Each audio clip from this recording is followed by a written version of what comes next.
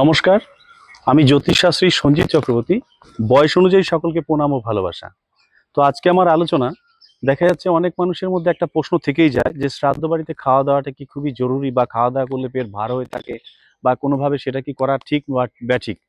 তো আমি মনে করি, দেখুন, বাড়িতে যদি এরকম ধরনের সমস্যা আসে, আজকে আমার বাড়িতে যদি কোনো কেউ গত হয়ে যায় বা শ্রাদ্ধ শান্তি হয়, তখন কিন্তু তারা যদি না আসে আমার বাড়িতে, আমিও কিন্তু তার বাড়ি যাব না, এরকম একটা কিন্তু প্রভাব থেকেই যায়। অতএব লোক চক্ষু লজ্জার ক্ষেত্রে হলেও তাকে যেতে হয়। তো সেই চিন্তা ভাবনা করে অবশ্যই শ্রাদ্ধ বাড়িতে যাওয়া আসা, সে কিছু হলে তো যাওয়া উচিতই।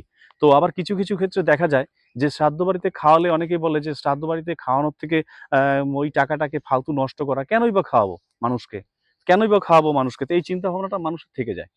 তো মানুষের সেই চিন্তা ভাবনাটা আমি মনে করি খুবই ভুল। কারণ শ্রাদ্ধ বাড়িতে যদি খাওয়া দাওয়া নাই করানো হবে, ধরুন দেখা যাচ্ছে যে আপনি যে মারা গেছে, তার তো কিছু পাপ কর্ম কিছু থেকেই যায়। মানব মানে জড়জীবনে, মানব জীবনে যদি কেউ জন্ম নেয়, সেই জন্ম নিলে তার কিন্তু কোনো না কোনো দ্বারা তার পাপ হয়েই থাকে। তো সেই পাপ কর্ম যদি খণ্ডন করতে হয়, বা তার আত্মার শান্তির জন্য যদি কিছু করতে হয়, তাহলে আমি মনে করি অবশ্যই শ্রাদ্ধ শান্তি করে নিয়ে মানুষজনকে খাওয়ানো উচিত।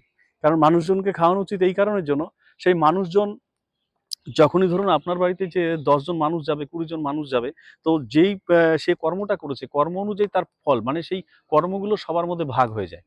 এবং ভাগ হয়ে গিয়ে তার আত্মাটা কিন্তু হালকা হয়ে যায়। অবশ্যই সে তখন কিন্তু তার পুনরায় জন্ম হওয়ার সম্ভাবনা থাকে এবং স্বর্গে গমন করে।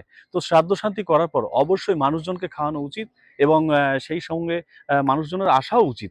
কারণ আজকে যদি আমি না যাই তার বাড়িতে, তো আমার বাড়িতে তো কেউ আসবে না। তো সেই চিন্তা করে কিন্তু আমাদের অনেক রকমের সমস্যা হতে পারে। যেমন ধরুন, যদি লোকজন না আসে, খাবার-দাবার ফেলা যেতে পারে, অর্থের দিকে টানাটানি যেতে পারে, এবং সংসারে ডিস্টার্বও আসতে পারে। তো সেই চিন্তা ভাবনা করে অবশ্যই উচিত সেই জিনিসটা, সেই জায়গাটা করা, সঠিকভাবে দিক নির্ণয় করা। শ্রাদ্ধ শান্তি হলে অবশ্যই কারো বাড়ি যাওয়া উচিত। নমস্কার, সুস্থ থাকুন, ভালো থাকুন।